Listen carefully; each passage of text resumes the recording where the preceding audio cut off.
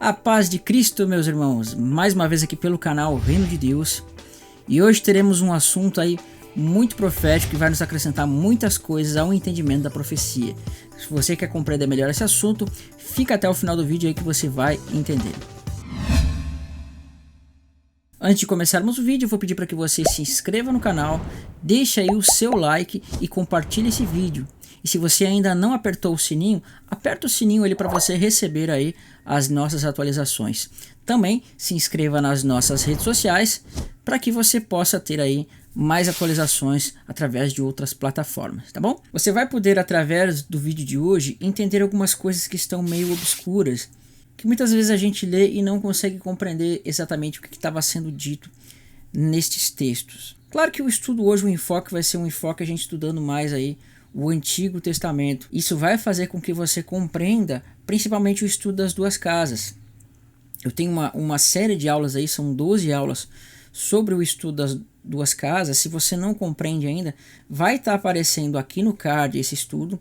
Eu acho que dá mais ou menos 8 horas de aula direto, né? Você tem aí 12 aulas que vão somar 8 horas, que seria muito interessante se você visse esse vídeo, se você não viu. E isso aqui vai ser um complemento para aqueles estudos, tá? Futuramente gravaremos mais sobre essas duas casas, mas eu entendo que aquele vídeo que está gravado lá, que é uma versão mais antiga, vai ensinar muito bem você sobre o assunto, tá? Então, hoje, irmãos, nós vamos analisar alguns termos que vão aparecer no profeta Isaías, onde a gente vai falar dos dois filhos do profeta Isaías e uma relação com outro menino que vai aparecer, que é Emanuel. E além disso, a gente vai fazer um segundo vídeo sobre esse tema, onde nós vamos tratar dos 3 filhos de Oséias, que vai aparecer no livro de Oséias e da esposa de Oséias. Então, vamos olhar no tablet alguns textos que vão aparecer aqui, tá? Para a gente tentar compreender este assunto melhor. Então, eu convido você a ver aqui comigo no tablet. Se você tiver com a sua Bíblia aí, você pode estar abrindo ela para você também acompanhar o texto. Então, o primeiro texto que nós vamos ler, ele vai estar em Isaías, capítulo 8, a partir do verso 17, tá? A gente tem que entender que ao longo do vídeo, claro, nós vamos ver o contexto desse texto, mas a primeira coisa que nós temos que entender aqui é o que o profeta Isaías vai dizer, tá? Então, eu quero ler para os irmãos esse trecho aqui. Deixa eu botar aqui a tinta. Vai dizer assim para nós: eis-me aqui, né? O contexto, quem fala é o profeta Isaías, né? Vou botar aqui um IS, que vai tratar de Isaías, e ele vai dizer assim: eis-me aqui e os filhos que Deus me deu, que o Senhor me deu, para sinais e para maravilhas em Israel, da parte do Senhor dos exércitos que habita no monte Sião. Olha que interessante, da parte do Senhor dos exércitos que habita no monte Sião. Perfeito? Então você vê que o texto que está aqui está tratando desses filhos de Isaías. E como a gente sabe, irmãos, tudo que está na Escritura tem um propósito. Deus não faz nada sem um propósito na Escritura. E quando Deus diz assim, por meio do profeta Isaías, que diz assim: eis-me aqui e os filhos que o Senhor me deu para sinais e maravilhas, né, em Israel da parte do Senhor dos Exércitos, tem muita coisa interessante aqui. Por quê? Porque literalmente falando, você percebe que o quê? Que de fato quem estava falando isso era o profeta Isaías. Mas Deus estava utilizando da figura do profeta Isaías para falar de Cristo, vocês sabiam? Ele estava se utilizando da figura do profeta Isaías para demonstrar Cristo, o ministério de Cristo. E estes 2 filhos de Isaías, nós vamos ver, eles têm significados e nomes proféticos. Por isso que você vai ver que o texto vai dizer aqui: para sinais e para maravilhas, né, em Israel, da parte do Senhor dos Exércitos. Então, o termo sinais e maravilhas fala de coisas maravilhosas, milagres, né? Porque Deus estava mostrando os filhos de Isaías como maravilhas, como milagres que aconteceriam da parte do Senhor. Por quê? Porque no nome deles, a gente vai ver, tem coisas miraculosas e tem coisas proféticas. Porque Deus estava demonstrando através do nome desses meninos, que nós vamos ver aqui, o ministério que seria exercido por meio de Cristo e o que ele faria entre os homens, tá? Então vamos para Hebreus. Para quem não conhece, esse programa aqui é o programa My Bible, tá? Vou deixar na descrição o link, você pode baixar. Então nós vamos para Hebreus, capítulo 2, verso 13, ok? Vamos lá, verso 13 e 14. Então diz assim, eu até marquei aqui, né? Falando de filhos. Ele aqui vem a partir do verso 10, diz assim, porque convinha que aquele que por cuja causa, porque em todas as coisas existem, conduzindo muitos filhos à glória, aperfeiçoasse por meio dos sofrimentos o autor da salvação deles, né? Então você vê que aqui vai tratar de quem? Aperfeiçoasse o autor da salvação deles.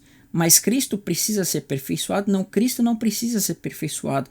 Mas aquele homem que ressuscitou, na verdade, Cristo sendo feito homem, aquele homem que era Cristo, né, o aperfeiçoamento que ele está falando aqui é justamente o que é a ressurreição. Tá? Porque Cristo não precisa ser aperfeiçoado. Pelo contrário, ele é perfeito, né? E ele vai dizer assim, pois tanto o que santifica como os que são santificados, todos vêm de um só. Por isso é que ele não se envergonha de chamar seus irmãos. E vai dizer assim, e dizendo-lhes, a meus irmãos declararei o teu nome e cantar-te-ei louvores no meio da congregação. E outra vez, porei nele a minha confiança, e ainda, eis aqui estou e os filhos que Deus me deu. Então ele vai explicar, visto pois que os filhos têm participação comum de carne e de sangue, desses também ele igualmente participou para que por sua morte destruísse aquele que tem o poder da morte, a saber, o diabo, né?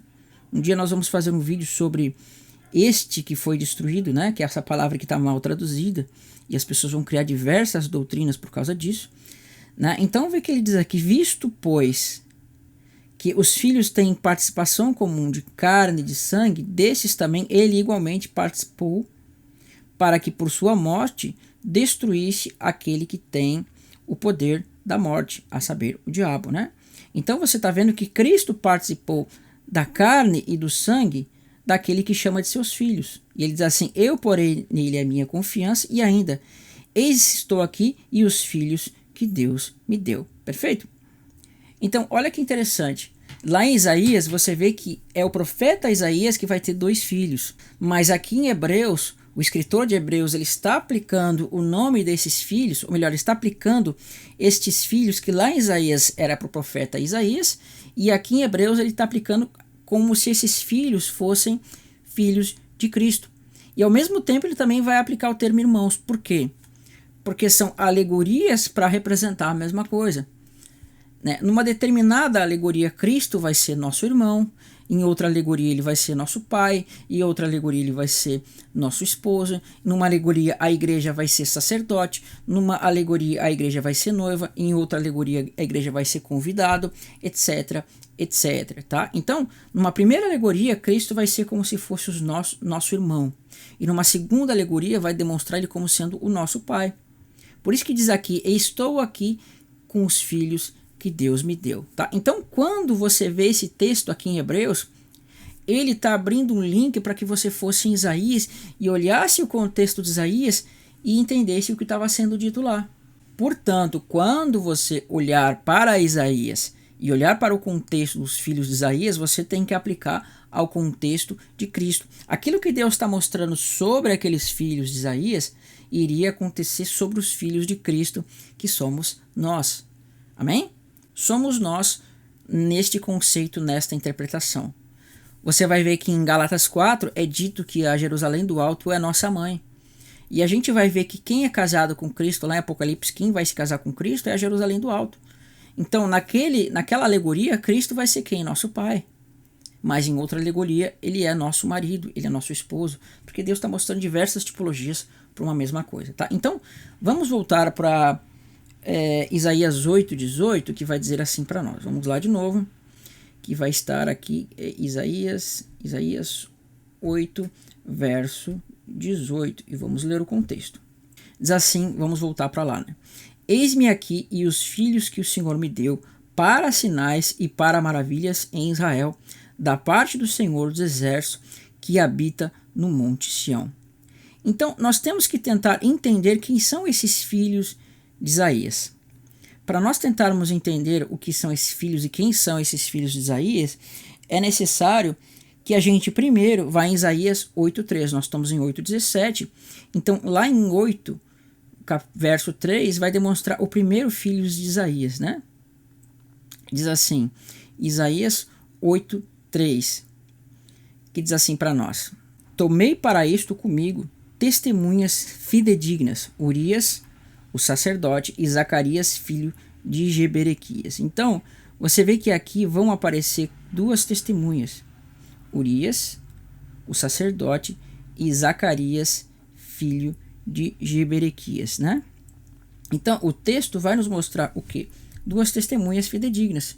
Porque tudo que Deus ele quer validar diante dos homens e diante de alguma coisa, ele vai utilizar de duas testemunhas. Então, aqui há sim, irmãos, o quê? Uma relação com as duas testemunhas do Apocalipse, que a gente pode ver num outro vídeo, tá? Mas Deus está querendo mostrar alguma coisa aqui e aqui que nós veremos adiante. Perfeito? Então, Deus ele vai chamar duas testemunhas aqui. Por que ele vai chamar duas testemunhas? Para que eles pudessem ver a maravilha que Deus faria no meio deles através de um menino que nasceria. Que vai dizer assim: fui ter com a profetisa e ela concebeu e deu à luz a um filho. Ou seja, Isaías foi o quê? Ter com a profetisa. Então, literalmente, ele foi, né, se relacionar com a profetisa e ela concebeu. E deu à luz a um filho. Então, me disse o Senhor, olha quem está falando, põe-lhe o nome de rápido despojo, presa segura. Perfeito? Deus está colocando o nome aqui sobre esse filho de Isaías como rápido despojo, presa segura. Lembra que eu falei para vocês que Deus disse que os filhos de Isaías seriam para maravilhas e sinais no meio de Israel? Então, o primeiro nome que nós vamos ver aqui significa assim, rápido despojo, presa segura. Imagina você botar um nome desse no seu filho, rápido despojo, presa segura. É uma coisa assim, para nós aqui no contexto sem sentido. Mas pelo contexto bíblico e pela Bíblia, você vai ver que todos os nomes desses personagens importantes, eles tinham um nome que era relacionado ao que eles fariam com o ministério dele. O próprio termo Yeshua, que é o nome de Cristo, no original hebraico, ele tem uma conotação de o Senhor salvará, o Senhor salva, assim como Yehoshua, né? Assim como Moshe, que é tirado das águas, demonstrando que o povo passaria pelas águas, uma série de coisas. Os nomes, eles têm uma conotação profética. Então, este termo aqui que você está vendo, rápido despojo, presa segura, que foi traduzido mesmo, você percebe que Deus estava dando aqui características proféticas do que este menino representava, tá? Então, vamos mais o texto. Porque antes que o menino saiba dizer, meu pai ou minha mãe serão levadas as riquezas de Damasco, e os despojos de Samaria diante do rei da Síria. Falou-me ainda o Senhor dizendo, em vista deste povo ter desprezado as águas de Siloé que correm brandamente e estar derretendo de medo diante de Rezim, filho de Remalias, né? Ele vai dizer assim, eis que o Senhor fará vir sobre eles as águas do Eufrates, fortes e impetuosas, isto é, o rei da Síria com toda a sua glória, águas que encherão o leito dos rios e transbordarão de todas as suas ribanceiras, né? Então você vai ver que aqui nesse contexto, 1 ou 2 versos depois, o que vai aparecer? Diz assim, um pouquinho mais para trás aqui, diz assim, né?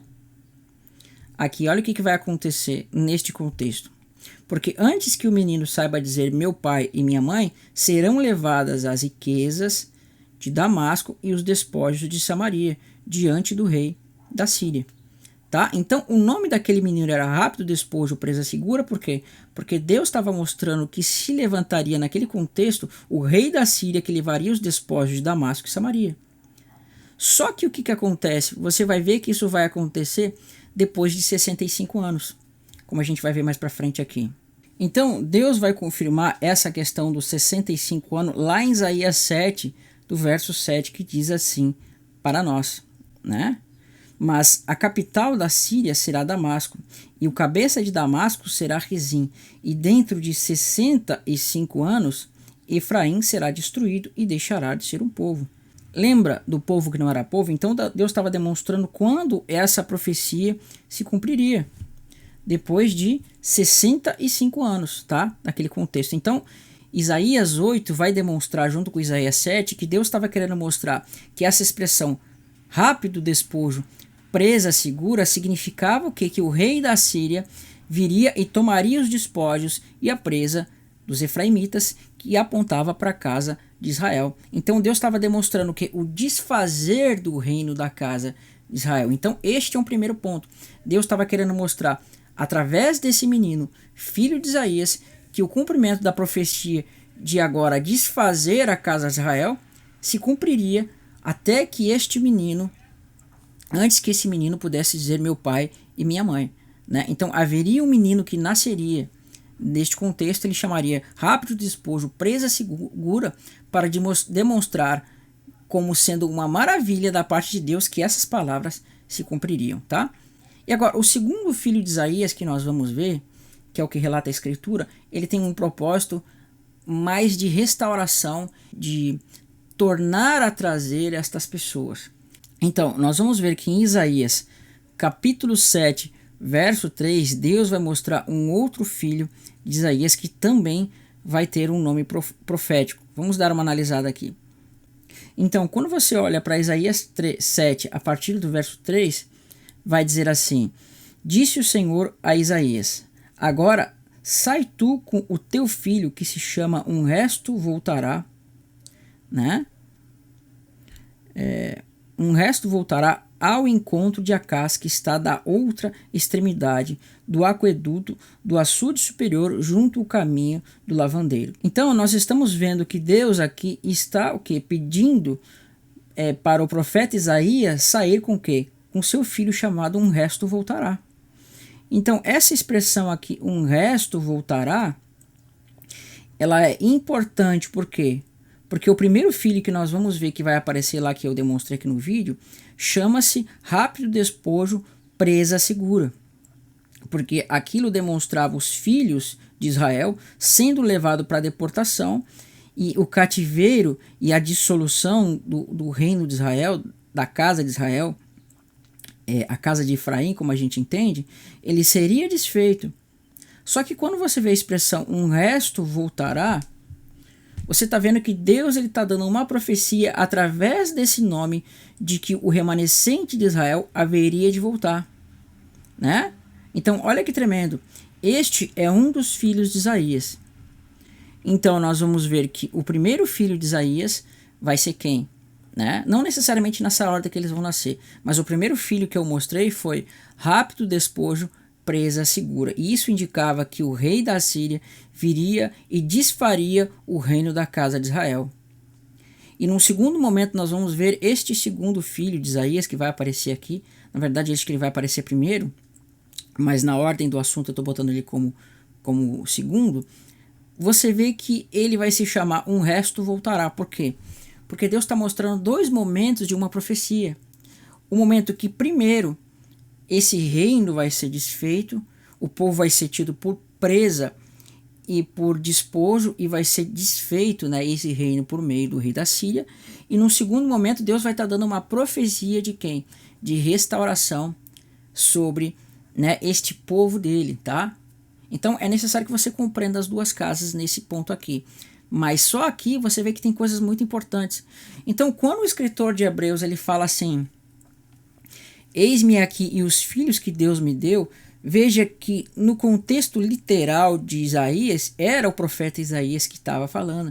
Mas quando Deus ele se utiliza da figura do profeta Isaías, veja que ele está dando uma figura sobre Cristo, porque o escritor de Hebreus vai demonstrar que essa expressão, eis-me aqui os filhos que Deus me deu, ele vai aplicar para Cristo. Porque o Espírito Santo estava querendo demonstrar para nós aqui que aquele profeta Isaías estava demonstrando o ministério de Cristo. Logo, era o que? Era uma figura que estava falando de Cristo. Então, olha como isso implica para nós, você percebe? Por quê? Porque se fala de Cristo, fala da sua igreja. E se fala da sua igreja, fala de nós. Então, quando essa expressão, um resto voltará, está sendo aplicada sobre os filhos de Cristo, isso significa que fala de nós. Então, quando Deus, lá no Antigo Testamento, estava usando essa expressão, um resto voltará, ele estava se referindo a nós. Não necessariamente um Israel na carne, mas referindo àqueles que viriam e seriam de Cristo, que seriam participantes da carne e do sangue de Cristo, ou seja, da sua morte, mas também da sua ressurreição. Porque se Cristo foi feito da nossa carne, participante da semelhança da nossa carne e do nosso sangue, nós nos faremos semelhantes ao quê? Ao corpo da sua glória. Amém? Então, quando fala rápido despojo, presa segura, demonstra o cativeiro. Mas quando trata de um resto voltará, você vai ver que já está tratando de coisas superiores, de coisas referentes ao que? A nova aliança, tá? Então a gente vai entender isso daqui. Então, perfeito? Disse o Senhor a Isaías: agora sai tu com o teu filho, que se chama um resto voltará ao encontro de Acás, que está na outra extremidade do aqueduto, né, do açude superior, junto ao caminho do campo do lavandeiro. Então nós percebemos que aqui vai aparecer um outro filho de Isaías, tá? Então quando nós vamos para para Isaías capítulo 8, vamos de novo, verso 18. Verso 18 vai dizer aqui: eis-me aqui e os filhos que Deus me deu, o Senhor me deu, Hebreus está escrito Deus, para sinais e para maravilhas, né, em Israel da parte do Senhor dos Exércitos, que habita no Monte Sião. Olha como Deus deu estes meninos para Isaías para demonstrar que eles estavam falando de ministérios proféticos que Deus faria por meio dessas duas crianças, tá? Ou melhor, através do nome dessas duas crianças. Porém, Deus, ele não vai dar todos os detalhes aqui nesses textos. Por isso é necessário que você percorra outros textos proféticos para você entender, que nós vamos tentar fazer agora. Então, sabemos que rápido despojo, presa segura, estava associado com o rei da Síria vindo e tomando posse do reino de Israel. Perfeito? Então a gente sabe isso, que quando o rei da Síria veio, ele vai agora desfazer o reino da casa de Israel.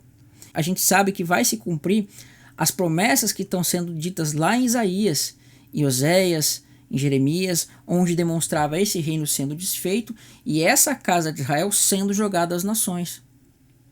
Mas ainda assim Deus ele vai dar promessas de que restauraria esse povo. E essas promessas, se você já estudou as duas casas, você vai ver que elas vão se completar e vão aparecer lá no Novo Testamento sendo demonstrada pelos apóstolos que elas vão se cumprir na gente. Então começa de uma forma literal lá no Antigo Testamento e vai se cumprir de uma forma profética no Novo Testamento conosco. Em Isaías 10, do verso 5, diz assim para nós. Olha o que Deus iria fazer por meio da Síria. Ai da Síria, cetro da minha ira, vara, né, na minha mão e o instrumento do meu furor. Envio contra uma nação ímpia, né, e contra o povo da minha indignação. Lhe dou ordens para que lhe roube a presa e lhe tome o despojo e o ponha para ser pisados aos pés nas ruas. Né? Então veja que a Síria, é claro que, irmãos, que aqui a gente sabe que tem um contexto profético que fala dos últimos dias. Mas para não deixar o assunto muito difícil, muito complicado, nós vamos falar no contexto histórico mesmo. Né? Então Deus estava colocando a Síria aqui como um instrumento seu que estava levando o quê? Como diz o texto aqui. Uma nação ímpia com uma indignação lhe dou ordens para que dele roube a presa e lhe tome o despojo. Percebe que então que Deus estava fazendo que a Síria tomasse por despojo e lhe roubasse a presa? Quando fala de presa, fala-se de pessoas. E quando fala de despojo, fala de coisas relacionadas a bens materiais, tá? Então, a Síria seria tida por quê? Nesse sentido aqui, né? Como um instrumento de Deus para fazer a sua vontade e executar a sua indignação contra a casa de Israel. E ainda tem mais textos que vão dizer o seguinte para nós. Quando você vai para Isaías 22, vai haver uma revelação aqui que vai complementar o que nós acabamos de falar. Então, neste texto vai dizer assim: não bastante é um povo roubado, né? Saqueado, e todos estão enlaçados em cavernas, escondidos em cárceres e são postos por presa. Olha só, ninguém há que os livre, por despojo ninguém há que restitui. Né? Então você vê que aqui está falando ainda no profeta Isaías, e o profeta Isaías quem vai falar, rápido despojo, presa segura. Então veja que aqui Deus está comparando a casa de Israel por despojo, por presa, né, por povo saqueado.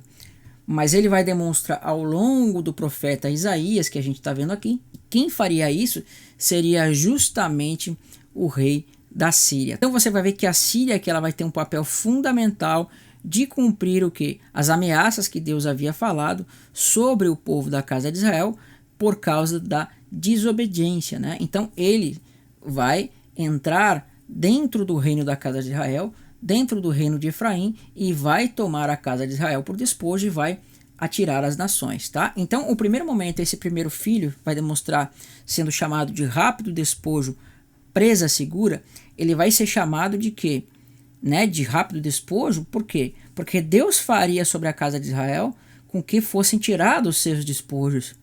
E quando ele fala presa segura, demonstrando que os habitantes da casa de Israel seriam como presa. Porém, ainda assim, quando Deus usa a expressão de que o nome de um dos filhos de Isaías seria o resto voltará, significa o quê? Que Deus estava mostrando que o remanescente desse povo voltaria. Só que este remanescente seria trazido novamente por meio das mãos de um outro personagem que vai aparecer aqui, e ele vai cumprir esse ministério de trazer esse remanescente de Israel, que a gente vai tentar entender agora, tá? Então, aqui em Isaías 42, verso 21 e 22 até o 23, né? Vai continuar assim: quem há entre vós que ouça isso, e quem entenda e ouça o que há de ser depois? E quem entregou Jacó por despojo e Israel aos roubadores? Acaso não foi o Senhor aquele contra quem pecaram nos caminhos, do qual não queriam andar, não dando ouvidos à sua lei? Veja que quem fez isso mesmo, quem utilizou do rei da Síria para fazer Jacó de despojo, como está aqui, foi quem? Foi o próprio Senhor. Porque ele tinha o quê? O plano de fazer com que Israel fosse jogado nas nações. Mas por que Israel foi jogado nas nações sem um sentido? Não, não foi o sentido. Por quê? Porque o povo não deu ouvido à sua lei, né? Pecaram e não andaram nos caminhos, né, do Senhor. Então esse foi o motivo pelo qual eles foram atirados para as nações, tá? Então o rei da Síria ele foi utilizado como um tipo de castigo, ele foi utilizado como um homem que traria, né, essa repreensão de Deus sobre a casa de Israel. Devido à quantidade de pecados, a quantidade de transgressões da casa de Israel, houve a necessidade de Deus fazer isso. Por quê? Porque ele haveria de cumprir seu plano, trazendo os gentios para si. Por isso foi necessário que ele fizesse isso, atirando a casa de Israel nas nações, mas ele faz isso por meio do rei da Síria. Irmãos, é interessante a gente comentar que a gente vai ver no contexto de Isaías 9, Isaías 10, nós vamos ver que o termo Assíria ele vai ser aplicado para coisas futuras, que nós vamos ver no Novo Testamento como acontecendo em Apocalipse. Por quê? Porque o rei da Síria que também vai ser uma tipologia do anticristo que vai se levantar. Tá? Então, assim como o rei da Síria ele vai levar o povo para o cativeiro, a gente vai ver que Cristo vai tirar o povo do cativeiro assírio, né? Demonstrando que o rei da Síria teria que ser derrotado. Então nós vamos ver que agora Deus ele vai dar uma promessa da restauração do povo de Deus. Primeiro filho, que nós vamos ver ali, rápido despojo, presa segura, demonstrando o cativeiro do povo, e o segundo filho, que vai se chamar Um Resto Voltará, porque Deus estava mostrando que o resto de Israel retornaria, né? Então vamos analisar alguns textos aqui para você entender isso.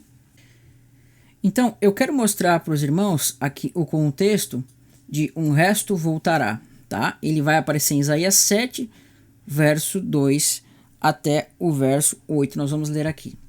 Disse o Senhor a Isaías: agora sai tu com o teu filho que se chama Um Resto Voltará. Vimos o rápido despojo, presa segura. Agora ele vai demonstrar um segundo filho que é o, né, Um Resto Voltará ao encontro de Acás, que está na outra extremidade do aqueduto do açude superior, junto ao caminho do campo do lavandeiro. Diz-lhe: acautela-te, aquieta-te, não temas, nem desanimes o teu coração por causa destes dois tocos de tição fumegantes, por causa do ardor da ira de Rezim, da Síria e do filho de Remalias. Porquanto a Síria resolveu fazer-te mal, bem como Efraim e como o filho de Remalias, dizendo: subamos contra Judá e amedrontemo-lo, e o conquistemo-lo para nós. Veja, Efraim e a Síria se ajuntaram contra Judá, e façamos reinar no meio dele o filho de Tebal. Assim diz o Senhor Deus: isto não subsistirá, nem tampouco acontecerá. Mas a capital da Síria será Damasco, e o cabeça de Damasco será Rezim, e dentro de 65 anos Efraim será destruído. Então veja, nós já falamos sobre essa parte, mas eu vou salientar de novo. Né? Efraim seria destruído dentro de 65 anos, porque o rei da Síria faria guerra contra a Síria, né? Que no contexto aqui é Aram. A diferença de Síria para Síria, tá? Aqui é Aram, no que vai dar origem aos arameus, no caso a origem do aramaico, né? E esta Síria, junto com Efraim, vão fazer guerra contra quem? Contra a Síria, mas a Síria vai vencer eles e vai tomar a casa de Israel como presa e despojo.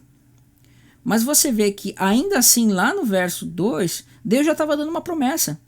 Disse o Senhor Isaías: agora sai tu com teu filho que se chama, um resto voltará ao encontro de Acás, que está na outra extremidade do aqueduto do açude superior, junto ao caminho do campo do lavandeiro.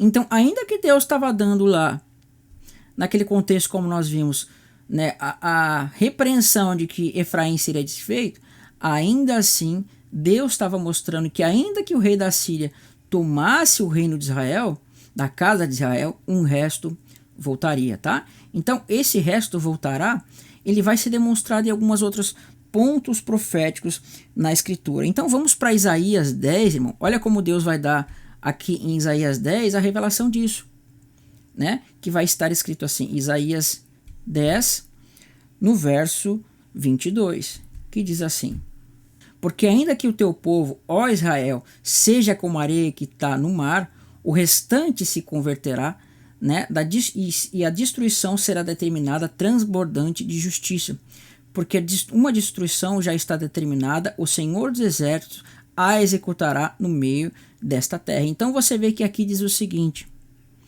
que porque ainda que o teu povo, ó Israel, seja como a areia do mar, como nós vimos que é a promessa feita a Abraão, que dizendo que a descendência dele seria incontável como a areia que está na praia do mar, ele vai dizer que o remanescente, o resto, né, se converterá. Então, aquele resto voltará, um resto voltará, é esse daqui. Então, este aqui está se cumprindo neste termo, o filho de Isaías, tá? Está se cumprindo ali naquele texto. O que nós vimos como o filho de Isaías chamado, o resto voltará. Então, é o mesmo que dizer aqui, um resto se converterá. Por quê? Porque a palavra que converterá é a palavra shub, que significa o quê? Voltar. Olha só, voltar, retornar, chegar, etc, etc. Então, aqui Deus já estava mostrando como esse povo vai voltar. Porque ainda que o teu povo, ó Israel, seja como a areia que está na praia do mar, o restante é que se converterá, o restante é que voltará. Então, aqui está o quê? O segundo filho de Isaías, tá? Não levando em conta a ordem de nascimento, mas a ordem do estudo, perfeito? Então, olha que tremendo, aqui Deus estava mostrando o cumprimento da profecia, um resto voltará. Primeiro, Deus ele vai desfazer o reino da casa de Israel por meio do rei da Síria, e através do rei da Síria, esse rei da Síria vai tomar a casa de Israel, vai atirar nas nações. Mas quando você vê o termo um resto voltará, está demonstrando que o resto desse povo que vai ser atirado entre as nações, ele vai voltar. E olha o que mais que Deus vai prometer sobre este povo. Então, em Isaías 11, verso 11, vai dizer assim: naquele dia o Senhor tornará a estender a mão para resgatar quem? Olha que tremendo. O restante do seu povo. Olha só, o resto. Então, tá vendo como está associado o resto voltará? Então, resgatar aqui significa o voltar. Deus vai estar resgatando o povo, né? E ele vai chamar aqui de restante do seu povo. Então, o remanescente, o resto e o restante, trata-se da mesma coisa, que é o povo de Deus, que é quem? Que é Israel, que vai aparecer aqui. Então, olha que interessante. né? Aqui em Isaías 11, verso 11, Deus vai demonstrar o resgate dessas pessoas dizendo assim: naquele dia o Senhor tornará a estender a mão para resgatar o restante do seu povo. Então, marque esse termo, o restante, porque este termo restante é a mesma coisa que remanescente, é a mesma coisa que resto, né? Porque Deus está querendo demonstrar que naquele dia o Senhor tornará a estender a mão para resgatar, ou seja, trazer novamente o restante do teu povo, que é quem? É a casa de Israel, que foi levado de Israel para onde? Para a Síria. E o texto vai confirmar que for deixado na Síria, do Egito, de Patros, da Etiópia, de Elão, de Sinar, de Amate e das terras do mar, né? Então olha que interessante. Nós vimos lá que Deus ia restaurar e trazer de volta o remanescente do seu povo. E aqui diz que naquele dia o Senhor tornará a estender a sua mão para resgatar quem? O restante, que é o remanescente do povo de Deus, remanescente da casa de Israel. Faremos um estudo para explicar o que significa esse remanescente, tá? É muito interessante, mas não tem como falar aqui agora. Que for deixado da Síria, do Egito, de Patros, da Etiópia, de Elão e de Sinar e das terras do mar. Então Deus está dando uma promessa de trazer aqueles que são chamados de remanescente, através da sua mão que vai os buscar. E ainda vai continuar mais o texto, né? Levantará um estandarte para as nações, né? E ajuntará os desterrados de Israel e os dispersos de Judá e recolherá desde os quatro confins da terra. Afastar-se-á a inveja de Efraim e os adversários de Judá serão eliminados. Efraim não invejará mais Judá e Judá não oprimirá mais Efraim. Você percebe que aqui Deus está o quê? Retornando a casa de Israel, quando ele levantar o estandarte para as nações. Então ele vai ajuntar os desterrados de Israel e os dispersos de Judá e recolherá dos quatro confins da terra. O que significa esse recolherá? É o arrebatamento, irmãos. Deus vai recolher o seu povo dos quatro confins da terra. E aí vai se afastar a inveja de Efraim, e Judá e Efraim não terão inveja um do outro. Por quê? Porque Deus está restaurando eles ao quê? A unidade, onde não vai haver mais dois reinos, mas Israel vai ser um reino só de 12 tribos. É o Israel unificado, né? Israel se dividiu em dois reinos, mas no futuro ele vai se tornar novamente um reino só. Então a casa de Israel restaurada vai se cumprir aqui, apesar que ela já se cumpre nos nossos dias de forma espiritual, tá? No estudo das duas casas eu explico isso com calma. Então você vê aqui que Deus está dando uma promessa de que naquele dia ele tornaria a buscar o restante do seu povo, o remanescente do seu povo. Para quê? Para que se cumpra aquela expressão. Um resto voltará, que era o descendente de Isaías. Deus estava demonstrando que este resto haveria de voltar quando o Senhor chamar eles, quando o Senhor levantar este estandarte para as nações, e este estandarte, a casa de Israel que vai estar jogada entre as nações, vai olhar para ela e vai se dirigir para esse estandarte para que o Senhor torne a trazer a eles para a sua herança. Então, em Isaías 27, no verso 12, diz assim: naquele dia que o Senhor debulhará o seu cereal desde o Eufrates até o ribeiro do Egito, e vós, os filhos de Israel, sereis colhidos um a um. Então você vê que quando ele fala de Eufrates aqui, está falando da Síria, porque a Síria está atrelada, a Síria está ligada ao Eufrates, assim como a Babilônia, que está ligada com o que diz lá: sai dela, povo meu, porque Babilônia está ligado ao Eufrates, né? Até que o ribeiro do Egito, e vós, os filhos de Israel, serei colhidos um a um. Porque veja, a casa de Israel vai ser levada por meio do rei da Síria e vai ser atirada nestas nações todas aqui. E quando vier o momento certo que Deus ele vai colher, vai debulhar o seu cereal, que você vai ver em Apocalipse 14, lá no verso 14, a colheita de Deus vai estar apontando para isso daqui, tá? Então o que mais que vai acontecer neste dia? Naquele dia se tocará uma grande trombeta, e os que andavam perdidos pela terra da Síria e os que forem desterrados para a terra do Egito tornarão a vir e adorarão no Monte Santo em Jerusalém.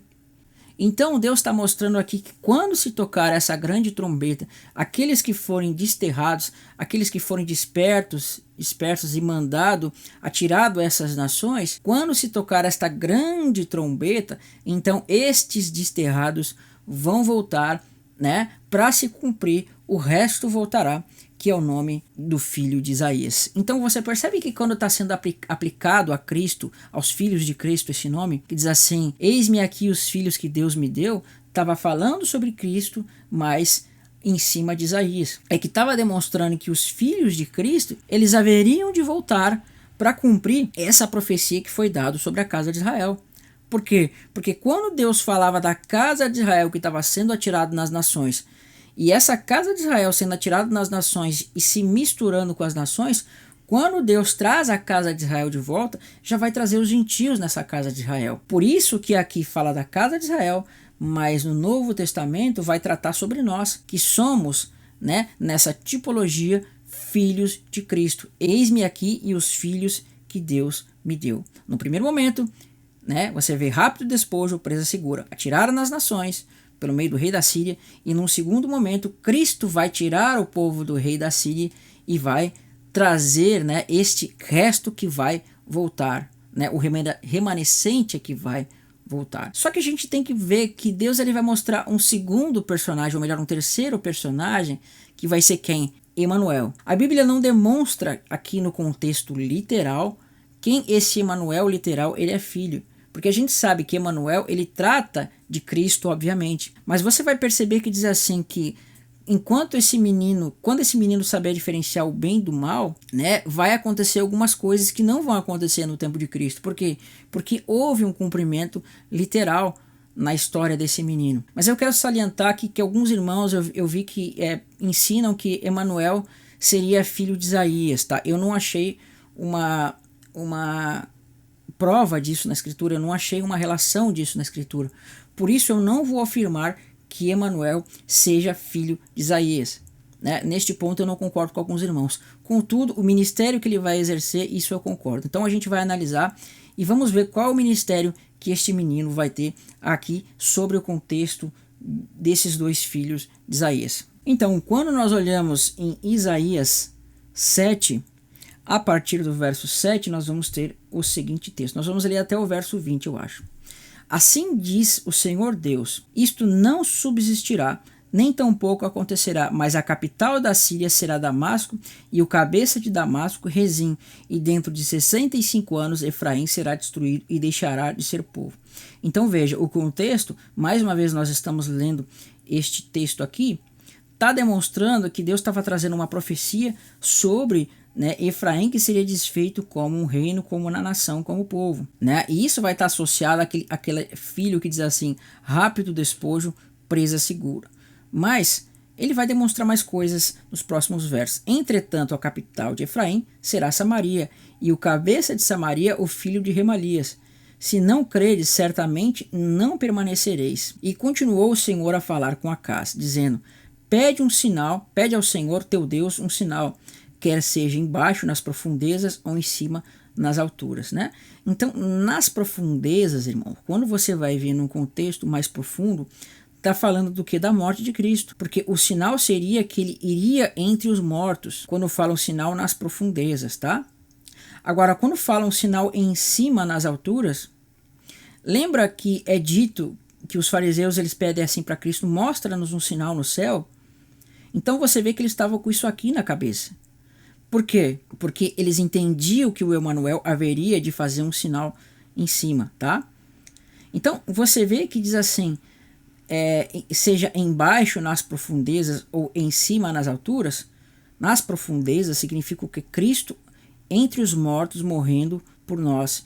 Ou em cima nas alturas significa Cristo ascendendo até os altos e se assentando à destra de Deus. E ele continua mais. Acaz, porém, disse, não pedirei nem tentarei o Senhor. Então disse o profeta, ouvi agora, ó casa de Davi, acaso não vos basta fatigardes os homens, mas ainda fatigais também o meu Deus?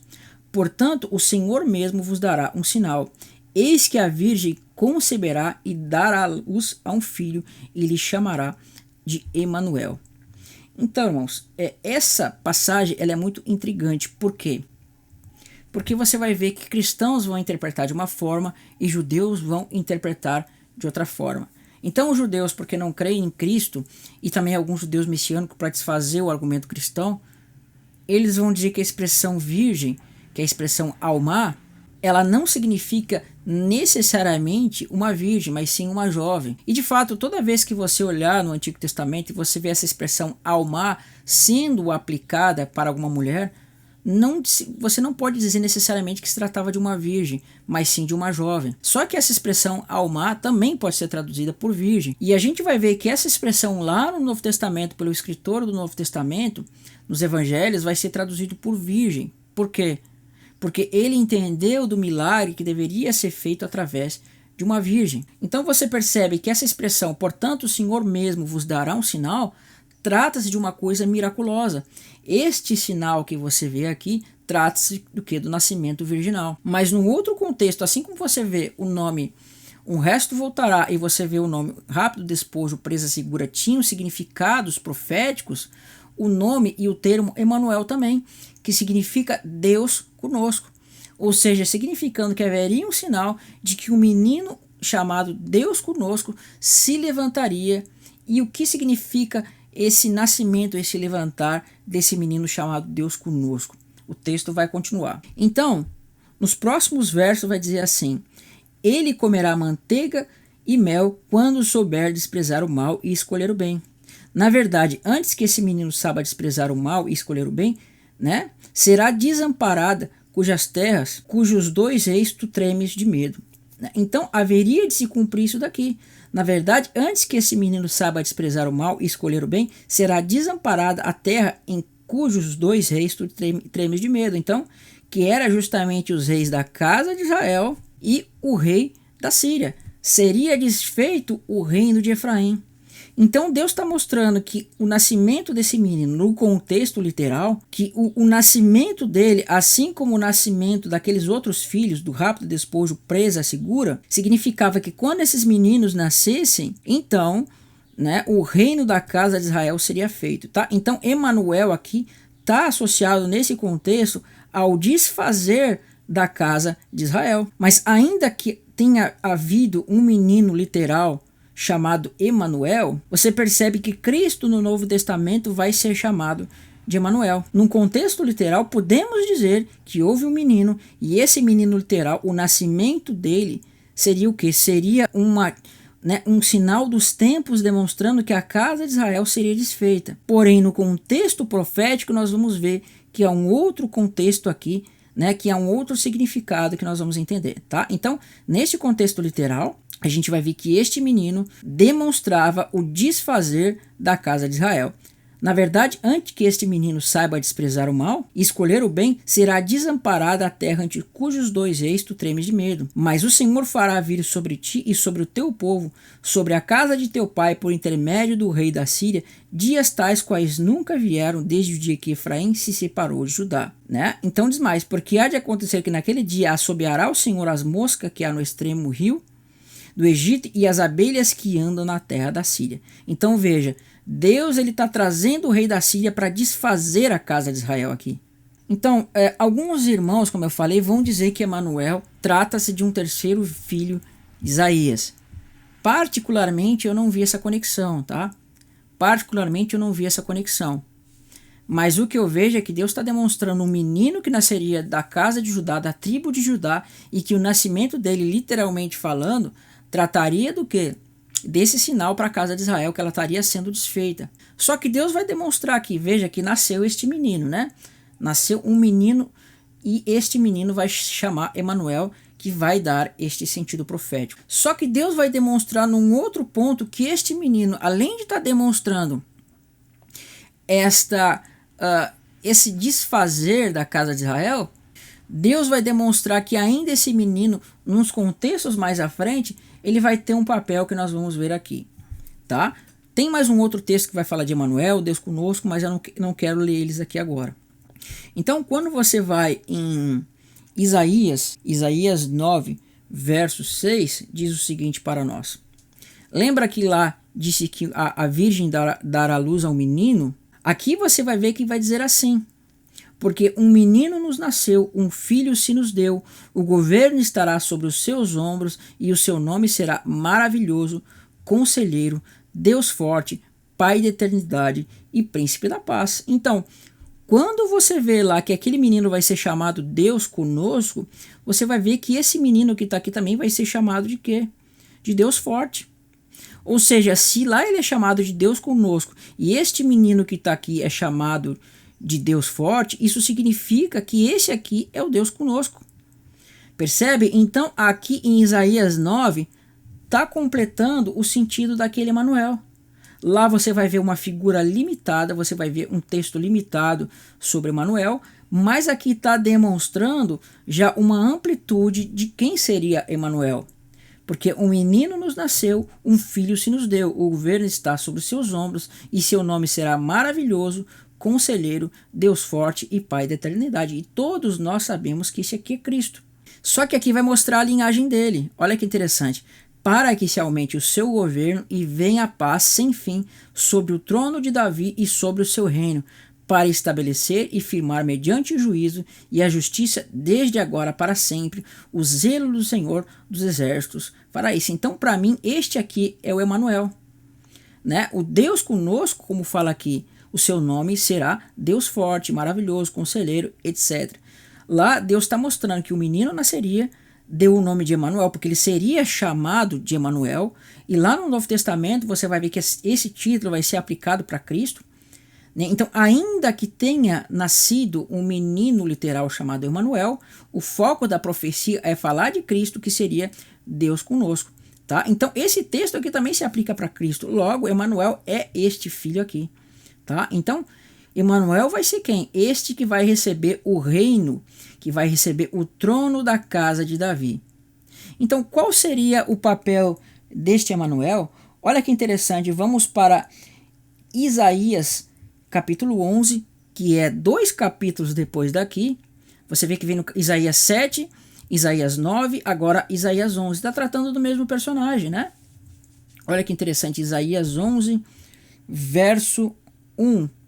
Preste atenção que tremendo. Né? Do tronco de Jessé sairá um rebento. Rebento significa que também um pequeno, um ramo, um menino, um filho. Lembra que diz que vai nascer um menino, ele vai se chamar Emanuel? Que vai nascer um menino e esse menino vai ser o quê? Ele vai ter poder sobre o trono de Davi? Aqui você vê que vai nascer o quê? Um rebento, das raízes, um renovo. Repousará sobre ele o Espírito do Senhor, o Espírito de sabedoria e de entendimento, o Espírito de conselho e de fortaleza, o Espírito de conhecimento e temor do Senhor. Deleitar-se-á no temor do Senhor, não julgará segundo a vista dos seus olhos, nem repreenderá segundo o ouvir dos seus ouvidos, mas julgará com justiça os pobres e decidirá com equidade em favor dos mansos da terra, e ferirá a terra com a vara de sua boca, e com sopros dos seus lábios matará o perverso. Né? Então aqui ele vai falando uma série de coisas sobre, né, o seu reino e tudo mais. Então você vê que aqui, assim como foi dito para aquele que seria chamado de maravilhoso, conselheiro, né, pai da eternidade, Deus forte, você vai ver que vai sair um tronco de Jessé. Jessé é pai de Davi, então se fala de Davi, fala automaticamente de Jessé. Então Jessé é uma alusão a Davi, porque Jessé é pai de Davi, tá? Então é uma alusão aqui a Davi, perfeito? Então você vê que este aqui que está aqui, que vai sair de Davi, ele vai receber o Espírito do Senhor, e sobre ele vai repousar todas essas coisas. Então, quando você vai para Isaías 49, olha só, está tudo em Isaías, né? Hoje o estudo foi mais em Isaías. Tinha alguns textos de Jeremias, mas eu achei que para não ficar muito grande, né, não seria tão bom agora. Então nós vamos a Isaías 49, verso 4, que diz assim, olha que tremendo.